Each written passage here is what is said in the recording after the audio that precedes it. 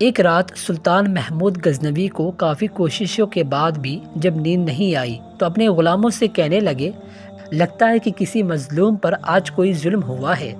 تم لوگ گلیوں میں پھیل جاؤ، اگر کوئی فریادی نظر آئے تو اسے میرے پاس لے کر آؤ۔ تھوڑی دیر بعد وہ سب واپس آ کر کہنے لگے، سلطان ہمیں کوئی بھی فریادی نہیں ملا، آپ آرام سے سو جائیں۔ سلطان کو جب پھر بھی نیند نہیں آئی تو وہ کپڑے بدل کر خود محل سے باہر نکلا۔ محل کے پیچھے میں حرم سرا کے نزدیک انہیں کسی کی فریاد سنائی دی، اے اللہ، سلطان محمود اپنے مصاحبوں کے ساتھ محل میں عیش و عشرت کی زندگی گزار رہا ہے اور محل کے عقب میں مجھ پر یہ ظلم توڑا جا رہا ہے۔ سلطان نے کہا، کیا بات کر رہے ہو؟ میں محمود ہوں اور تمہاری فریاد رسی کے لیے آیا ہوں۔ مجھے بتاؤ کیا ظلم ہوا ہے تمہارے ساتھ؟ آپ کے خاصوں میں سے ایک شخص جس کا نام میں نہیں جانتا ہر رات میرے گھر آتا ہے اور میری بیوی پر ظلم و تشدد کرتا ہے۔ اس وقت وہ کہاں ہے؟ شاید اب وہ چلا گیا ہو۔ دوبارہ جب وہ آئے تو فوراً آ کر مجھے اطلاع کر دو۔ پھر سلطان نے محل کے دربان کو وہ شخص دکھایا اور کہا کہ جب بھی یہ دربار آئے اسے سیدھا میرے پاس پہنچا دو۔ اگر میں نماز کی حالت میں بھی ہو تو پرواہ مت کرو۔ اگلی رات وہ شخص سلطان کے پاس آیا اور بتایا کہ وہ شخص اس وقت اس کے گھر میں ہے۔ سلطان اسی وقت تلوار ہاتھ میں لیے اور اس شخص کے ساتھ چل پڑا۔ جب اس کے گھر کے قریب پہنچا تو اس سے کہا کہ گھر کے سارے چراغ بجھا دو۔ پھر اندھیرے میں ہی اس کے گھر میں گھس کر اس شخص کا سر تن سے جدا کر دیا۔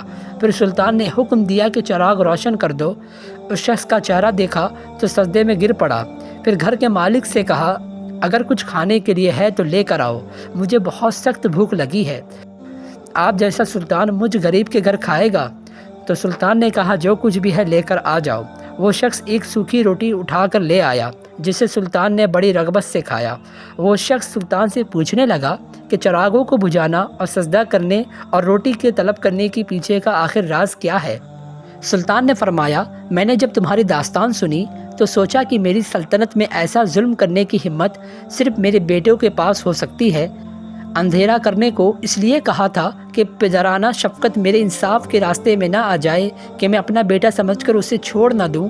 چراغ جلنے پر جب میں نے دیکھا کہ وہ بیٹا میرا نہیں ہے تو میں نے سجدہ شکر بجا لایا، اور کھانا میں نے اس لیے مانگا کہ جب مجھے تمہاری مصیبت کا علم ہوا میں نے اللہ تبارک و تعالیٰ کے سامنے قسم کھائی تھی کہ جب تک تمہیں انصاف نہیں مل جاتا میرے اوپر روٹی حرام ہے۔ اس وقت سے اب تک میں نے کچھ نہیں کھایا تھا نہ پانی پیا تھا، اور آج کل کے حکمران، اس سے زیادہ میں کیا لکھوں گا اور کیا ہی میں کہہ سکتا ہوں، آپ لوگ خود سمجھ گئے ہوں گے۔ واقعہ اچھا لگا ہو تو شیئر ضرور کر دیں اور چینل کو سبسکرائب ضرور کر دیں۔